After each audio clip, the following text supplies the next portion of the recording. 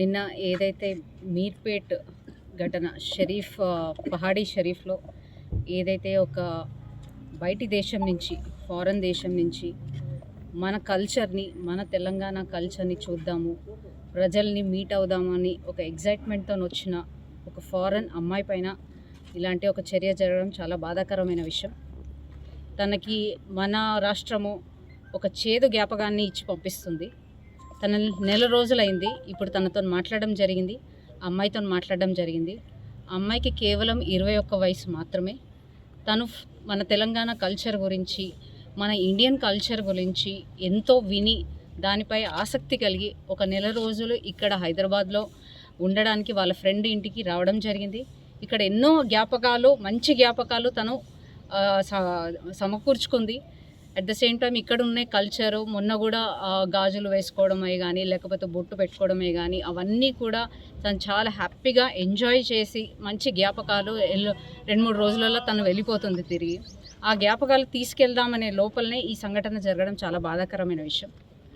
తన చెప్పిన ప్రకారం తను యాజ్ అ ఫారెన్ లేడీ తను అందరూ బాగుంటారు, తను వచ్చిన కాడి నుంచి అన్నీ మంచి జ్ఞాపకాలతో జరిగినాయి కాబట్టి అందరూ ఎలాగైతే ఫారెన్లో అందరూ స్నేహంగా కలిసిమెలిసి ఎలా ఉంటారో ఇక్కడ కూడా అలాగే ఉంటారని ఎక్స్పెక్ట్ చేసి తను నిన్న రంజాన్ టైంలో బయటికి వాళ్ళ ఫ్రెండ్ కూడా ఫారెన్ నుంచి రావడం జరిగింది. వాళ్ళిద్దరు కలిసి బయటికి వెళ్ళడం జరిగింది.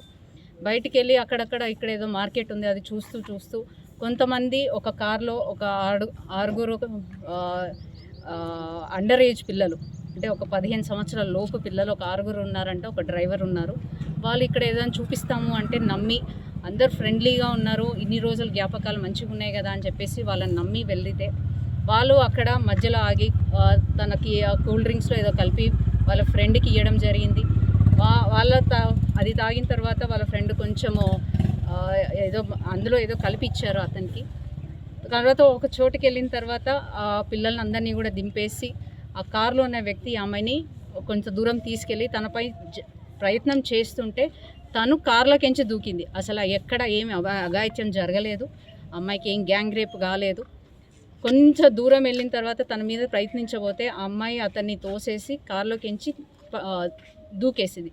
అక్కడ దూకేసిన సమయంలో కూడా వాళ్ళ ఫ్రెండ్ అక్కడ కనిపించడంతో వాళ్ళు వేరే వాళ్ళ సహాయం తీసుకొని ఆటోలో వచ్చి కంప్లైంట్ మన పహాడీ షరీఫ్లో ఇవ్వడం జరిగింది. ఇట్లాంటివి రోజు ప్రతి గంటకి ఒకటి మన తెలంగాణ రాష్ట్రంలో జరుగుతుంది. అంటే ఇప్పటికి మొన్నటికి చూసుకున్నట్టయితే నాగర్ కర్నూలు జిల్లాలో కూడా ఆలయానికి వచ్చారు. ఆలయాన్ని సందర్శించుకోవడానికి, మొక్కు తీర్చుకోవడానికి ఒక వివాహిత వస్తే ఆ వివాహితను కూడా ధర్మక్షేత్రం అని కూడా చూడకుండా అంటే ఒక 8 మంది కలిపి ఆమె పైన సామూహిక అత్యాచారం చేయడం జరిగింది. అట్లానే నిన్నగాక మొన్న MMTS ట్రైన్లో కూడా అంటే ఎక్కడా కూడా మహిళల్ని వదిలిపెట్టకుండా ఇక్కడ రాక్షసంగా ప్రవర్తిస్తున్న తీరు, మనుషుల ప్రవర్తిస్తున్న తీరు చాలా బాధాకరమైన విషయం.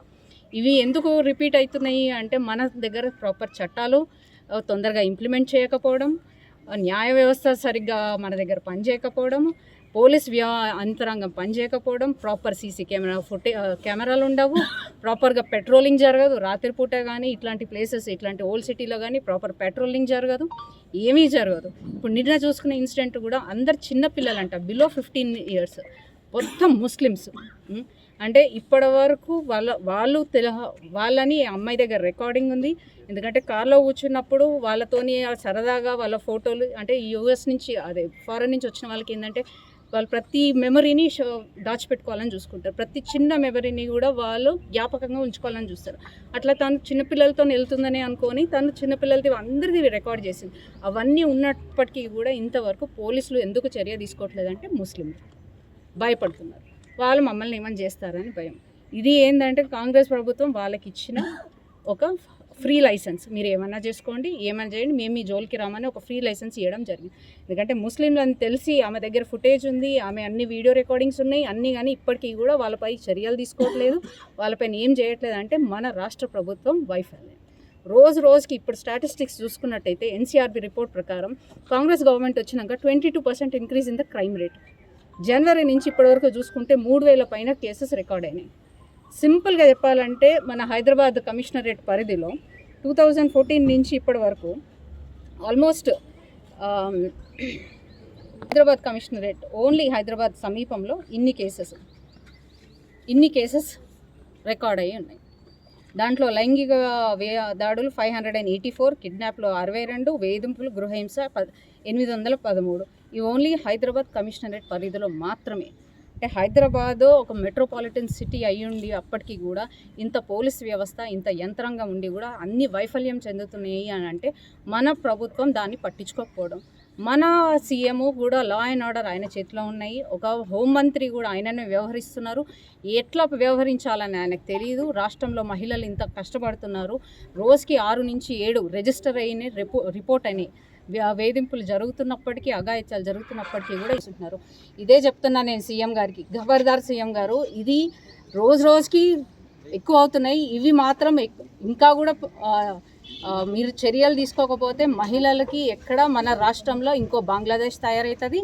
ఇంకో మన ఇప్పుడు ఏదైతే ముస్లిమ్స్ అని తెలిసి కూడా మీరు పట్టుకోకపోతే మాత్రం డెఫినెట్గా భారతీయ జనతా పార్టీ మహిళా మోర్చా ఊరుకోదు. మిమ్మల్ని అడుగడుగున ప్రశ్నిస్తుంది, మిమ్మల్ని నిలదీస్తుంది. వాళ్ళకి శిక్ష పడేంత వరకు మాకు ఈ పోరాటం ఆగదని మీకు ఈ సందర్భంగా తెలియజేస్తాం.